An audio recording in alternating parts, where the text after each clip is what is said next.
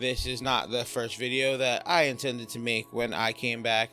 I'm a big fan of the podcast Shits and Gigs, and on Monday they came out with a new episode and they opened it with an apology, and I wasn't sure what the apology was for, and I didn't really pay too much attention. It's like, okay, you pissing people off, until I started seeing all of these videos dragging James and Fuhad. So I went and found the clip on the Andrew Schulz Flagrant 2 podcast to find out what the hell everyone was so up in arms about and why everybody was out here dragging these dudes.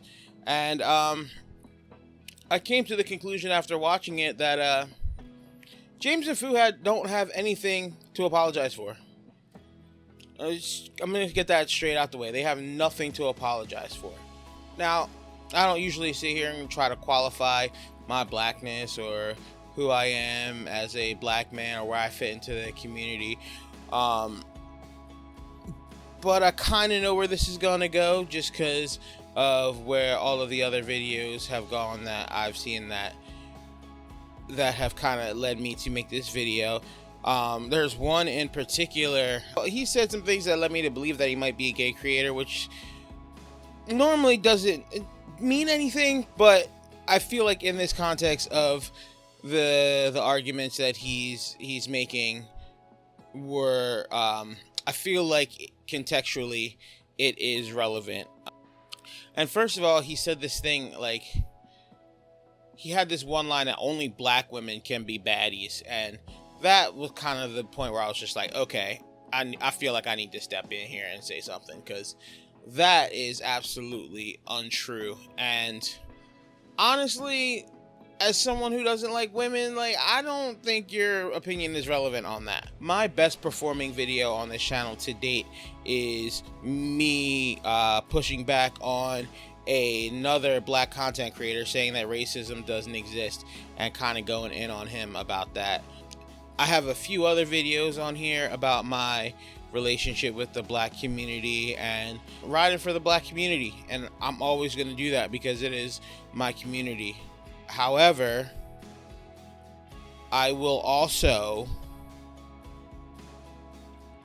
be critical of my community because I feel like that's the only way that we can grow as a community.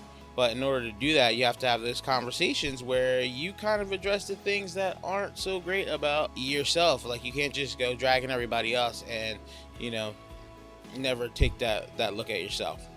After watching the clip, first thing I will say, as a fan of humor, I have a vast sense of humor. Some of it is irreverent. A lot of it's dark. I found it funny. I found the whole clip funny. And the fact that we're out here really trying to, like, quote unquote cancel somebody or really trying to force somebody to apologize and judging their apologies on laughing at something. Like, dude, they were fucking laughing. They were laughing. Relax. They were laughing. They laughed at something that, honestly, at the time, and still, like, as watching it, I was chuckling as I was watching the clip thinking, this can't possibly be the thing that everybody's all up in arms about. This can't be it. It was just plain funny. The question that I'm going to be asking here, and the question that I think that you should ask yourself if you are upset about this, is why are you mad? Like, for real, why are you mad? Was he wrong? I mean, granted, it was a blanket statement, but do those relationships that he's talking about not exist? Are you mad because of what he said, or are you mad because of who said it? So I've seen a lot of comments like, oh, well, you know, my default is to protect the black community, and, like, you know, it's one thing to say it amongst ourselves and another thing to say it for someone else to say it. And I never, ever, ever agreed with the keep it in house kind of mentality. So I grew up in not so great conditions, and all of the time in my childhood, it was about, don't let anybody see, make it look good, make it look good. But in all of that, making it look good, things never got good. To be so concerned with people outside of the community finding out rather than fixing the issues in the community, like, it does no good for anybody. So you really need to take a deep dive and look into that for yourself. Like, why are you so mad? The keep it in house mentality is super toxic, because when you bring things into the light, that kind of inspires change. And if you were one of those women that he was talking about, I don't know, I would hope that being out there, like, you would think twice about how you treat your partner. And that doesn't just go for black women. Just, treat your partners right, and, like, to act like there's no abuse that happens. And yeah, if you want to say, oh, they shouldn't have been joking about abuse, then fine. But that's not the track that you all are on, right? The track that you're on is, don't talk about our abuse. Don't talk about us being abusive. Which, if you are, you are.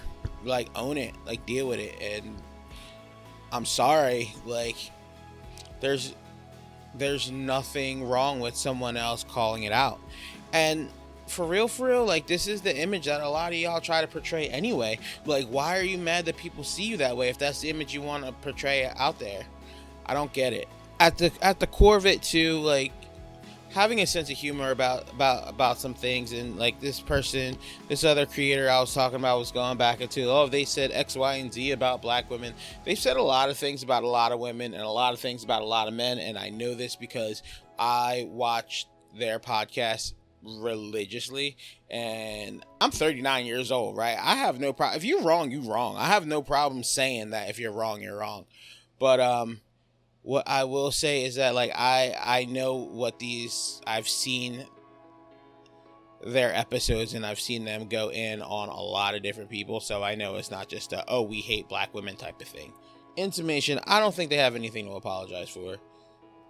Like, laughing, for real, y'all, that's where we're at, where we're making people and we're canceling people for laughing. That's what we're doing. Like, come on now, we can do better than that. We are better than that. You can check back through my content and see that I have plenty of videos defending black people. Like, and if we're going to protect black women from anybody, like, it's got to be people like Charlie Kirk, Donald Trump, Aaron the plumber, who's one of us, fresh and fit. The people calling them, like, every black woman, like, DEI or something like that. Like, and this hit me a little bit too, because I was speaking with a coworker of mine who is living in a situation where the female parental figure is being abusive. Like, so we can't sit here and say this shit doesn't exist, and that person is being the exact person that, like, Andrew Schulz is talking about, and is kind of proud of being that person. So, like, what are we doing here? Like, let's get it together, first of all. And the main crux, can we stop? Like, they laughed at something. Can y'all just, come on, for real? What are we doing here? Drop a comment, let me know if you agree with me or not. Hit the like if you think that I am making some points that you like. And hopefully we'll see you again. If you hit that subscribe button, I don't know where they place that thing now, but I'll be talking to you soon.